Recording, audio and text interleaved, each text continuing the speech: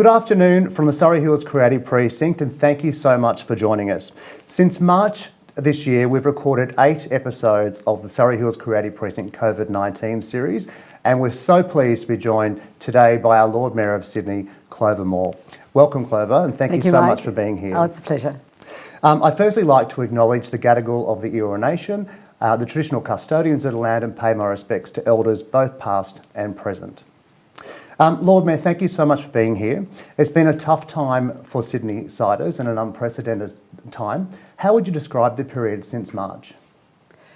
Well, it has been a tough time, and for Sydney, our central business district has had a tougher time than anywhere else in Australia other than Melbourne. When lockdown was declared, people went home, and it had a devastating impact on our businesses. It's had a devastating impact on our creative and cultural community. It just all stopped. And I'd best describe the period as doing what we have to do. There's been no choice, and I think we've done it well. And I think when you watch the SBS News and you see what's happening in other countries, and how many people have died and how many people are ill and what's happening in US, is just truly salutary. So we have done very well, but it's had a really serious impact. But at the city, we're one of the Rockefeller 100 resilient cities. And so we have led work for the whole of the metropolitan area about how we can respond to a crisis, and it's been described as 2 types of crises. One is an acute shock, and the other has been the sorts of crises like congestion or lack of affordable housing, the sorts of long-term crises that people have. But in all our discussion about resilience with those other cities around the world we've been working with, we hadn't come up with a pandemic. We talked about global warming, we talked about bushfires, we talked about floods, we talked about storms, and then this pandemic has hit the world, and the world has changed, and we've had to all deal with that. And the City of Sydney, that's what we've been doing. Absolutely. And how did life change for you and the way you work? Life changed dramatically. Doing all those meetings on Zoom and running council meetings, running committee meetings, running round tables, just all the one-to-one meetings, and it's been quite different. But we've been getting all the work done. Yeah. And it's meant that the desk people all went home from the city. But in other areas, we had to increase work, and that was our homelessness team working with the most vulnerable. It was our cleansing staff. It was our staff working in parks and public spaces. So all that work increased. We had to close down our wonderful facilities, our libraries, our pools, our playgrounds. But that's what we had to do, and we all went home. But what we did when we needed exercise was go out to our beautiful parks. And so I'm really so pleased that they really came into their own, and all those things people did in gyms, they did in the parks, and it made the parks very interesting, I've got to say. Yeah, absolutely. I transferred from Fitness Playground in Elizabeth Street down to Prince Alfred Park, and the city staff actually were stopping and chatting to us down there as well, and it was really nice that everyone came together, and that's the other thing, and there's been quite a lot of commentary on this too about how people started speaking to all the people they ran into in the street and in the community. Yeah, it's so and true. It was, we're all in this together, and how are you, and are you okay, and that sort of warmth and friendship, I think, is something that will be a great legacy from COVID. Absolutely. There's been lots of learnings. It's been an unsettling time for the most vulnerable in our community as well. What are some of the actions that have been taken to help the marginalised community? It has. It's when you think of people who were, in employment and living, interesting middle-class lives, if you like, and comparing them with people previously who were living on the street. More people are living on the street, and our homelessness team has been out working 7 days a week with the staff from community services in the state, and fortunately Gareth Ward found monies to provide permanent accommodation for all of those people that were homeless at a particular period.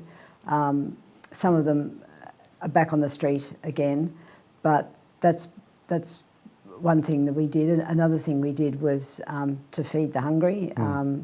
We donated $1 million to Oz Harvest and nearly $1 million to other charities to feed people. And that's salutary to think of in Australia in the 21st century. We're having to feed people, but it's been social housing tenants, it's been people on temporary visas, it's been our international students all lining up to get food. We're now running with Oz Harvest a supermarket in Waterloo, and people line up every weekend to get those supplies. The mask initiative as well, and we also, was amazing. We gave out 20,000 masks again to vulnerable people who couldn't afford them. They're the cotton ones you can wash. And that is something else we've done. Yeah, absolutely. And it's obviously been a trying time for businesses as well, and the city was so quick to respond with several rounds of grants. In fact, there was $72.5 million worth of grant packages handed out to small businesses across the city. How have those packages helped? Well, the grants have been about survival and survival through the pandemic and being able to come on back online and thrive in the future. And I've talked to lots of people who have had those grants, and it really has helped them to survive. For example, Spice Alley, that wonderful food. It's amazing. Yes. So that kept going by keeping all the chefs there, by using a grant to develop their own home delivery service, which they ran. Another group in Newtown working with refugees have been making masks and have used our grant in that way. Of course, there's the one I always love to talk about, the cocktails. Yep. The cocktails. One of our grant recipients developed this wonderful program to provide cocktails to people in their homes, and he did say that the people that were using this service mostly were older women and gays. I was one. So,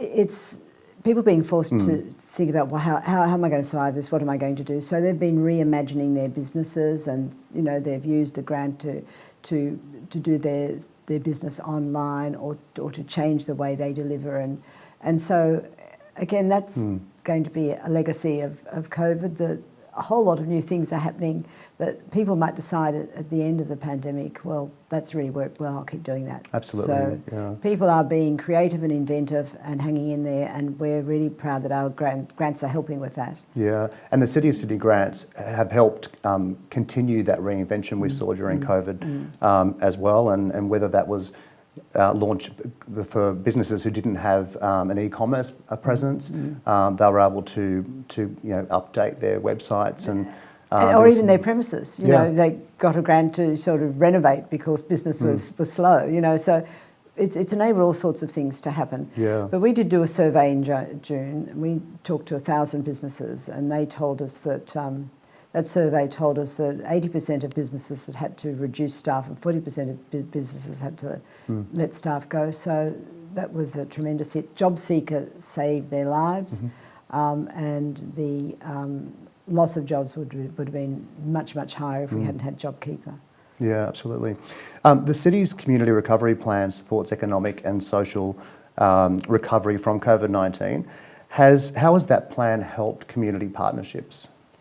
Well, one of the ways I've kept in contact has been having a series of roundtables, and I've done that with the arts community, with tourism community, with the business community, and talked to them about what we should be doing, what help they needed for recovery, and what we should be doing for recovery. And so we developed 3 plans which we're now working on. One was to do with the city's operations. Another was to do with the city's financial situation, given, like every other level of government, COVID has really had an impact on our bottom line. And then the other is with our community, our business community and our residential community, and what action we can take. I think what much of that has led to, after the Treasurer's Summit, where he drew key Sydney people together, and I wrote to him and proposed that the state and the city work together on a plan for summer, because COVID, because a lot of people seem to be quite happy working at home, and yet the CBD of Sydney is really, really important to the nation. It generates 8% of the national GDP. Wow. It represents 22% of the state's GDP, and it's got to really function, and it's got to have people to function, and so we wanted to get people back into the city, and the state agreed to our proposal that we put 20 million, they'll put in 15, we'll put in 5, and that will be about creating an alfresco Sydney. I'm very excited about that, and I think the city's very excited about that, because we're being able to implement a vision we've had for a very long time, which is about, it's been about outdoor dining, it's been about freeing up parking spaces that aren't needed for outdoor dining. It's about reactivating those lanes that were already paved in the city. The sort of thing that Melbourne's done so successfully, we've wanted to do here. It's been about having outdoor performances. We have a really fabulous climate, and we have a beautiful city, and yet when you think how people in Rome or in Siena or Malaga celebrate their cities, people want to spend time in them, they want to have outdoor dining, outdoor entertainment, and we haven't done that because we've had this sort of suburban heritage where people have wanted to stay in the suburbs or go to the beach. But to have a rich cultural life in a beautiful city is something that I think we can really truly embrace, and I hope people do respond, because we're going to fund musicians and performers to go into bars and restaurants in the city. We're going to fund, together with the state, stages being set up either in Martin Place or Cathedral Square, and we'll have jazz and we'll have rock and we'll have symphony and we'll have Sydney Theatre Company and solos, and it could be quite fantastic. And the Festival of Sydney will be going on simultaneously. Now, given people can't travel overseas, and they might want to have a rich, interesting cultural experience, we want them to come to Sydney. So we're hoping that will give oxygen back to our city, because the oxygen went out when COVID hit. But that's what we had to do, because it's about saving lives. Yeah, absolutely. And what I love about 24-hour alfresco is the opportunity it creates for businesses, but also local artists, and these initiatives create jobs for people as well. They do, and so we're doing that. And the Festival of Sydney usually brings international artists out for the festival, but this year all that money is going to Australian creatives. So they've got a huge, exciting Australian program for the Festival of Sydney that goes on in January, and we will be doing alfresco outdoors Sydney in January, February. The state's agreed to cultural institutions are remaining open late, and we've also been able to get other reforms about reducing red tape to make it easier to have outdoor dining with licenses in our city streets and laneways, and so it could be very cool. It's so exciting. I know a lot of people in the community are looking forward to it as well, and it allows us to see our city in a different light. And socialise, but safely, because we're outdoors. Yes. We have to remember, even though we've survived this really well, but it's not over. No. And we've got to keep reminding ourselves that. So I think if we, do the outdoor thing, so we just have to hope we don't have a wet summer. Yeah, absolutely. And it's moving on to Oxford Street. It's an exciting time for Oxford Street, and the public consultation period has just finished for that as well. A lot of people in the community wrote love letters to Oxford Street, talking about how they would like to see the Oxford Street future shaped as well. Have you had any highlights from that feedback and consultation period so far? Well, our planning staff are poring over that feedback, so I haven't got it yet. And I do know that love letters have been written, and I do know that Oxford Street is very important to a lot of people, particularly the LGBTIQ community. I also know Oxford Street's got very good bones, and I also know Oxford Street has some really wonderful opportunities in terms of creativity and culture. You know, it's got the two major arts schools with Clover and the art school. And for a very long time we've had a vision of particularly that part of Oxford Street having a really creative identity. And well, we all know the history of what's happened in Oxford Street and what happened in Darlinghurst Road and how, what Barry O'Farrell did, how wrong all that was. But, you know, this is about the future, and we want to ensure that Oxford Street has a vital future. Yeah. Yes, we'll have nostalgia about the past. When I was first elected the Member for Bligh, all those clubs in Oxford Street, 1 year after I'd won the election, they all stopped playing when I came in. It was amazing.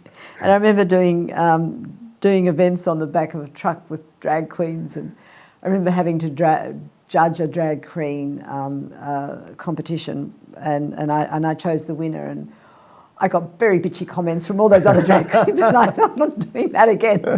But so there was it was truly a truly amazing time. But you know, that's past now, and so we've got to look at how we can reimagine and have a very vital, interesting. You know, 20,000 people live within 5 minutes of Oxford Street, and so if we can make it work, those people, you know, will want to spend time there, and then that will be good for business, and that'll be good for the creative and cultural precinct that we want there. We've already, over a number of years now, leased our properties there to creatives and cultural groups, and we have signed up with Ash Morgan that will continue, and that will continue. But we also have lots of other vital things are going to happen there as well. Yeah, absolutely. And I'm constantly reminding local residents as well that Oxford Street's future is very bright, but also there's so many reasons people should visit Oxford Street today. And you know, there's new cafes, there's new retailers, and it's not all doom and gloom today. There's just so many reasons why we should be telling everyone to come to Oxford Street now and into the future as well. So it's really exciting, and I just hope everyone becomes part of it because there's so much history on Oxford Street, and now's the time to be involved. I'm so appreciative of you doing that, because there are a few doom and gloom people, and yes, you know, it's been challenging with Westfield at either end of Oxford Street, with that terrible traffic going through. But, you know, Minister Constance has now agreed to 40 Ks in Oxford Street. Now, that's going to calm things down. You know, you wouldn't have wanted to sit at an outdoor venue on Oxford Street with buses hurtling by. You know, it was so unpleasant. So, you know, changing the environment will, you know, make it easier for people to spend more time there. But it is really about talking it up and making the best of it, because it has got great bones. Definitely. And we owe it to our business owners as well, and particularly the new business owners who have opened up on Oxford Street. We need to be, you know, selling the message that Oxford Street is, because it is open for business, and there's some great businesses there. So, and lots of people move through it. You know, it's so walkable from, you know, Paddington, Darlinghurst, Surry Hills, all the way through. Absolutely. The Surry Hills Creative Precinct has been working to support local businesses, and we launched recently the Local Rewards Program. How important do you think these programs are to stimulate the local economy? Oh, I think businesses really appreciate that sort of support. I know that the 101 seminars that we will run, you know, people attend, and they and we get really good speakers and sharing ideas, and people really benefit from it. I think businesses being able to share what works well, and just getting the morale, you know, support for the morale too, I think is so good, and you know, and getting people along and getting people to start getting the habit of going to those businesses is really important. Yeah, and just encouraging that shop local mentality, but not just by residents as well. And we're always encouraging local businesses to buy from one another as well, Yes, to keep the economy circulating through the community. And Yeah. it's, I think now more than ever after COVID-19, people are doing that more, which has been great. They are doing that more. Yeah, no, it's good. And you know, my team was elected first of all on a platform of a city of villages, and the villages have really developed, Absolutely, and they have got, you know, different identities, and that does make it very interesting. And that's one of the things we're doing with Destination New South Wales as part of the Sydney Summer, is to promote Sydney, but not just the icons, not just the Harbour Bridge and the Opera House, but Oxford Street, Crown Street, Glebe Point Road, King Street, the tram sheds in Harold Park. There are all so many interesting places in the city to go to that aren't just the icons, with lots of interesting things to do. Yeah, that's very true. Yeah. It's great. So marriage equality, so over 30,000 people gathered in Prince Alfred Park to mark marriage equality vote results, and it's recently been renamed Equality Green. Could you share with us the Rainbow Pathway Initiative? Yes. I think it looks fabulous. That was an amazing day. Everyone was standing there in trepidation and fear. And then when the announcement US election. well, it was like that, you know. And remember, he did it so slowly. It was his moment of fame, and he wasn't going to hurry this. And everyone's waiting to hear. And then once it was announced, you know, the burst of it was amazing. And I think it was Alex who suggested Equality Green, and we embraced that idea. We have called the area Equality Green, and now we're going to add a rainbow path from that section from Cleveland Street through to probably where the pool is, that section of Equality Green. So it'll be another one where people will be able to dance along. People like dancing on the rainbow crossing. Yeah, absolutely. I love riding my bike over there, actually, down to Burke Street. Yeah, so so we're doing that now. Wonderful. And Mardi Gras is such an important time for Sydney-siders and visitors from overseas as well. With the announcement recently of Mardi Gras moving to the SCG, what will Mardi Gras 2021 look like? Well, I think when we all heard that, we thought, goodness. And I went to the launch on Sunday, and it was surreal in a way. The SCG sort of headquarters of homophobic machoism and Alan Jones and, you know, big boy stuff. Yeah. And there were all the drag queens. And there was this wonderful signage all the way round in sort of green glitter.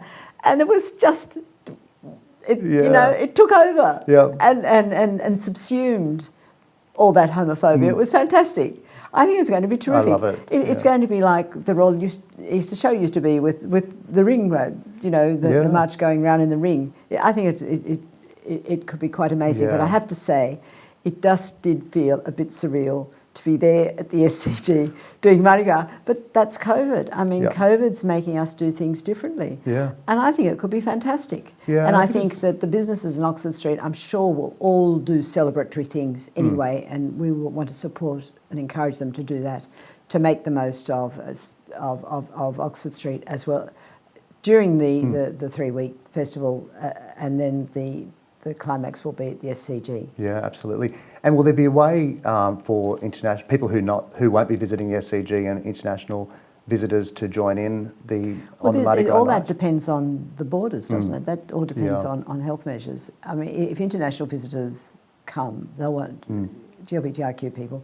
I remember years ago when I was the member for Sydney getting a phone call from, I don't know, it was either San Francisco or Los Angeles. A stranger rang me up and said, I just want to tell you that we're having our Pride. It's not nearly as good as your Mardi Gras. You know? So everyone knows Oxford Street and everyone knows Sydney and everyone knows Mardi Gras. Yes. Yeah. So if they can come, they would come. But there's a big question mark over all of that. Meanwhile, we want everyone in Sydney and the interstate to come. Yeah, absolutely. To come and celebrate Oxford Street and celebrate Mardi Gras on the night. Yeah, and also, I mean, support Oxford Street in the lead up to Mardi Gras and on Mardi Gras night if you're not heading to the SCG. Well, head that way. Yeah, absolutely. I mean, that's the way the parade went. It's the rainbow, another rainbow pathway. Yeah. Oh, that's wonderful. Well, talking about pathways, there's a new renewed sense of, there's a new craze well, it's not new, but a renewed sense of appreciation for the cycleways in Yes. Sydney as well. And I'm one of them that's sort of taking to the I'm road so every glad day. you describe it like that, because there are some people who think their car parking place is the most important thing in their life. Wouldn't agree with you. No, that's right. But And- 81% of people have told us that they do appreciate it, and they are doing what you're doing. They've got a bike, and they're getting much healthier and happier. Yeah. And when I talk to those toddlers on ride to school day, and I say, what's the most important thing about cycling to school, and they give me the answers they think I want, like, oh, reduces congestion, good for the environment. And I say, what's the most important reason? And then they say, because it's fun. And I say, yes. So everyone's much happier if they can cycle to and from, and they are getting exercise. It's incumbent upon us to make it safe. And there's a lot of social and economic benefits. There are lots of them, and we just want to create those safe, separated cycleways. A lot of people cycled before. Well, they didn't. There wasn't a lot. There were people that cycled before, but I've cycled down Oxford Street, and it's the scariest thing in the world, I've got to say. I only did it once. But once we get a separated cycleway in, it makes all the difference in the world. And yes, it is change, and people don't like change, and I appreciate that. But it is about a transport option. And I think people need to remember that the car parking spot in their street doesn't belong to them. It's all public land, and we have to ask what's the best public use of this land. And I think providing a safe transport option is a really good criteria for public land. Absolutely. And I love how it slows things down a little bit. And as a new cyclist, and I was sort of wondering what took me so long, to be quite honest, because I just love it now. And it just, the way you can easily access local businesses, and I've met so many business owners I didn't even know existed because I simply stopped and parked my bike and went in and had a chat, and but also chatting with other cyclists, and it's just so social and fun. And I'm glad you said that you think it's good for business, because in the past businesses have really opposed cycleway, but when I've been involved in dialogues with other cities, and they've gone through the same process, or some of them went through the process before us, and the businesses absolutely opposed. And after the separated cycleways put in, a couple of years later, they all come around to say, well, it's been much better for business. If people cycle or walk past a business, it's much better than being in a car. They're more likely to do what you just described, stop and go in. But that's a big argument to get people to imagine how it could be when they just think they want a car parking outside their shop or their home so that it's convenient. But if you think of Burke Street, Redfern, Surry Hills, Darlinghurst, it used to have heavy one-way through traffic, and you wouldn't even want to stop on. You'd never consider spending any time on Burke Street. No. And now it's stunning now. It's amazing. Stunning, and you have the cycleway there, and it is a separation from the vehicles. But because we've reduced the size of the road, the vehicles go slower, and it's transformational. Yeah. And it is a street where people want to walk now and spend time. Yeah, absolutely. I mean, I'll ride my bike to the gym on Fourveau Street, and then I'll go to Maloney's Grocer, and I'll stop at Lumiere Cafe. Isn't Maloney's terrific? I love it. I love Maloney's too.